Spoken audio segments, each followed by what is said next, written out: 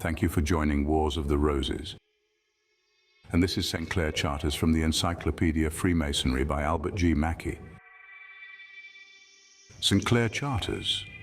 In the Advocates' Library of Edinburgh is a manuscript entitled Hay's Memoirs, which is, says Lawrie, a collection of several things relating to the historical account of the most famed families of Scotland, done by Richard Augustin Hay, Canon Regular of Saint Geneviève of Paris, Prior of Saint-Pierre-Mont, etc., Anno Domini 1700.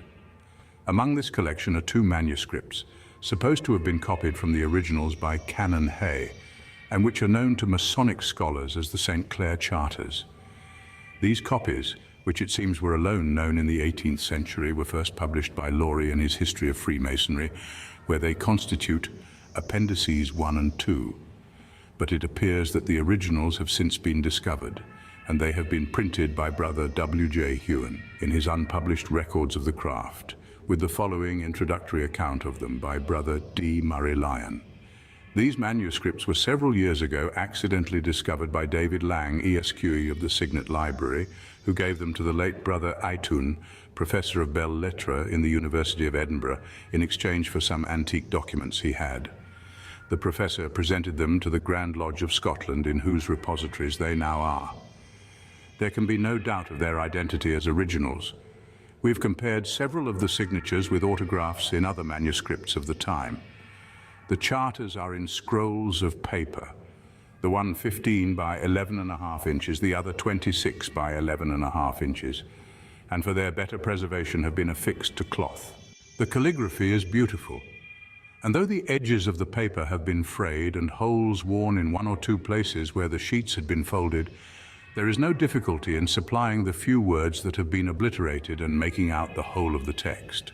About 3 inches in depth, at the bottom of number 1, in the right-hand corner, is entirely wanting, which may have contained some signatures in addition to those given.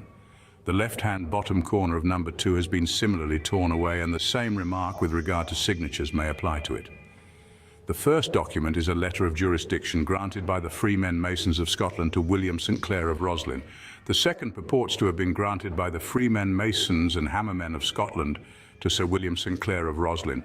Facsimiles and transcripts of these manuscripts are given by D.M. Lyon in his History of the Lodge of Edinburgh.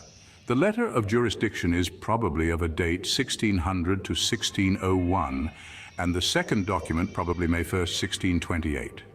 However difficult it may be to decide as to the precise date of these charters, there are no Masonic manuscripts whose claim to authenticity is more indisputable, for the statements which they contain tally not only with the uniformly accepted traditions of Scotch Freemasonry, but with the written records of the Grand Lodge of Scotland, both of which show the intimate connection that existed between the Freemasonry of that kingdom and the once powerful but now extinct family of St. Clair.